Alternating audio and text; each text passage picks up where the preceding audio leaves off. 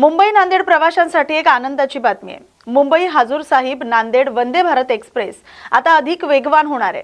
3 मे 2026 पासून तिच्या वेळापत्रकात बदल लागू होणार आहेत। या सुधारित वेळापत्रकामुळे प्रवाशांचा सुमारे अर्धा तास वेळ वाचणार आहे। मुंबईतील छत्रपती शिवाजी महाराज टर्मिनस इथून सुटणारी ट्रेन आता दुपारी 1:10 1:15 सुटेल, पण हाजूर साहेब नांदेड इथं ती रात्री 10:50 10:25 पोहोचेल। म्हणजेच प्रवास अधिक जलद आणि सोयीस्कर होणार आहे। परतीच्या प्रवासातही दिलासा मिळणार आहे। नांदेडहून मुंबईकडे येणारी ट्रेन सकाळी 5 वाजल्याऐवजी सकाळी 5:20 सुटेल आणि CSMT वर 2:25 ऐवजी 2:15 पोहोचेल। आता नव्या वेळापत्रकामुळे हा अनुभव आणखी सुधारला जाणार आहे। ही ट्रेन दादर, ठाणे, कल्याण, नाशिक रोड, मनमाड जंक्शन, छत्रपती संभाजीनगर, जालना आणि परभणी जंक्शन या महत्त्वाच्या स्थानकांवर थांबते। त्यामुळे मार्गावरील अनेक प्रवाशांना याचा फायदा होणार आहे। पश्चिमी विक्षोभ पुन्हा सक्रिय झाल्यानं राज्यातील हवामानात बदल जाणवतोय। मराठवाडा, दक्षिण महाराष्ट्र आणि कोकण पट्ट्यात काही ठिकाणी वादळी पावसाची नोंद होते। रायगड जिल्ह्यात पावसाचा प्रभाव अधिक दिसून येतोय। मुंबई आणि उपनगरात मंगळवारी सकाळपासूनच ढगाळ वातावरण आहे। बदलापूर, उरण, पनवेल, उल्वे आणि पालघर तसंच ठाणे परिसरात हलक्या सरींची नोंद झाली। रायगड जिल्ह्यासाठी येलो अलर्ट जारी करण्यात आलाय। नागरिकांना सतर्क राहण्याचं आवाहन करण्यात आलंय। दरम्यान वाढलेल्या आर्द्रतेमुळे उकाड्याचा त्रास कायम असून तापमान 33 ते 34 अंश सेल्सिअसच्या आसपास नोंदवलं जाते। हवामान विभागानुसार पुढील काही तासातही हलक्या सरींची शक्यता वर्तवण्यात आली आणि वातावरण ढगाळ राहण्याचा अंदाज आहे।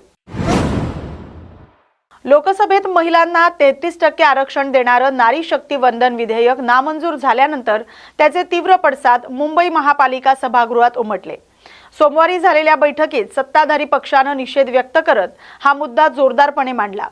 सभागृहाच्या कामकाजाच्या सुरुवातीलाच सभागृह नेते गणेश खणकर यांनी निषेधाचा ठराव सादर केला। महिलांना विधानसभेत आणि लोकसभेत 33% आरक्षण देण्याची ऐतिहासिक संधी विरोधकांच्या भूमिकेमुळे हुकली असा आरोप त्यांनी केलाय। या पार्श्वभूमीवर सत्ताधारी भाजपचे नगरसेवक काळ्या कपड्यांमध्ये सभागृहात उपस्थित राहून निषेध नोंदवलाय। दरम्यान या विधेयकाला लोकसभेत विरोध करत इंडिया आघाडी एकजुटीनं उभी राहिली होती। बहुमताअभावी हे विधेयक फेटाळलं गेलं, ज्यामुळे नरेंद्र मोदी सरकारला राजकीय धक्का बसल्याचं मानलं जातंय। महापालिका सभागृहात या मुद्द्यावर दिवसभर जोरदार चर्चा रंगली। सत्ताधारी आणि विरोधक दोन्ही बाजूंनी भूमिका मांडत एकमेकांवर आरोप प्रत्यारोप झाले। मूळतः अर्थसंकल्पावर चर्चा अपेक्षित असताना हा विषयच केंद्रस्थानी राहिला।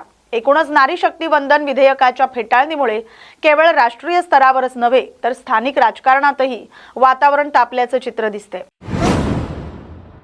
अंधेरी पश्चिम विधानसभा मतदारसंघातील नगरसेवकांना देण्यात आलेल्या अतिरिक्त विकास निधीवरून वाद निर्माण झालाय। सर्व नगरसेवकांमध्ये समान आणि न्याय्य निधी वाटप करण्यात यावं अशी मागणी अमित साटम यांनी केली आहे। मुंबई महापालिकेच्या 2026-27च्या अर्थसंकल्पातून 800 कोटींचा विकास निधी वाटप करण्यात आलाय। अंधेरी पश्चिम मधील 6 नगरसेवकांना सुमारे 39 कोटी रुपये मिळाल्यानं असमतोल झाल्याचा आरोप आहे। महायुतीतील नगरसेवकांना 20 कोटीपर्यंत निधी मिळाल्याचं सांगितलं जात असताना विरोधकांना केवळ 25 लाख रुपये मिळाल्यानं नाराजी व्यक्त होते। यापूर्वी विरोधकांनी आक्षेप घेतल्यानंतर आता सत्ताधारी गटातील काही नेत्यांनीही समतोल वाटपाची मागणी केल्यानं वाद अधिक तीव्र झालाय। तब्बल 8 वर्षांच्या प्रतीक्षेनंतर मुंबईमध्ये वृक्षगणनेला अखेर सुरुवात झाली। दर 5 वर्षांनी होणारी ही प्रक्रिया विविध कारणांमुळे रखडली होती, मात्र आता गेल्या आठवड्याभरापासून ती प्रत्यक्षात सुरू झाली। या वृक्षगणनेमुळे गेल्या काही वर्षात विकास कामांमुळे झाडांची संख्या कमी झाली की पुनर्रोपणामुळे वाढली याचं अचूक चित्र समोर येणार आहे। विशेष म्हणजे यंदा प्रथमच ड्रोनच्या सहाय्यानं शहरातील हरित क्षेत्राचं मोजमाप करण्यात येणार आहे। त्यामुळे अहवाल अधिक अचूक आणि व्यापक असणार आहे। गेल्या काही वर्षात शहरात मोठ्या प्रमाणात पायाभूत प्रकल्प आणि विकास कामं राबवली गेली। यासाठी अनेक झाडं तोडली गेल्याचा आरोप पर्यावरणवाद्यांनी सातत्यानं केला होता। मुंबईचं रूपांतर कॉन्क्रीट जंगलात होत असल्याची टीका व्यक्त करण्यात आली होती। दुसरीकडे प्राधिकरणाकडून कापलेल्या झाडांच्या बदलात नव्यानं लागवड आणि पुनर्रोपण केल्याचा दावा करण्यात येतोय। या पार्श्वभूमीवर ही वृक्षगणना अतिशय महत्त्वाची मानली जाते। महानगरपालिकेतर्फे शिवडी येथील टनल भंडारवाडा टेकडी जलाशय वाहिनीवर हाजी बंदर मार्ग इथं 1500 मिलीमीटर व्यासाचं बटरफ्लाय वॉल्व बसवण्याचं काम हाती घेण्यात येणार आहे। हे काम भंडारवाडा टेकडी जलाशय, फॉसबेरी टेकडी जलाशय आणि गोलंजी टेकडी जलाशय यांचा पाणी पुरवठा सुव्यवस्थित करण्यासाठी केलं जाणार आहे। हे काम बुधवार 22 एप्रिल रोजी सकाळी 10 वाजल्यापासून 23 एप्रिल रोजी पहाटे 4 वाजेपर्यंत सुरू राहणार आहे। त्यामुळे महापालिकेच्या विभाग ए, बी, सी, ई आणि एफ दक्षिण विभागातील काही भागांचा पाणी पुरवठा 18 तास बंद ठेवण्यात येणार आहे। तसंच काही भागात कमी दाबानं पाणी पुरवठा करण्यात येणार आहे। संबंधित विभागातील नागरिकांनी खबरदारीचा उपाय म्हणून पाण्याचा आवश्यक साठा करून ठेवावा, पाणी पुरवठा बंदच्या कालावधीत काटकसरीने वापर करावा, तसंच खबरदारीचा उपाय म्हणून पुढील 4 ते 5 दिवस पाणी उकळून आणि गाळून प्यावं असं आवाहन महापालिका प्रशासनाकडून करण्यात आलंय। MMRDA कडून अटल सेतू प्रभावित क्षेत्रात तिसरी मुंबई उभारण्याच्या महत्त्वाकांक्षी प्रकल्पाला गती मिळाली आहे। नव्या भूसंपादन धोरणाची अंमलबजावणी सुरू होताच पहिल्या दिवशी तब्बल 216 एकर जमीन संपादित करण्यात यश आले।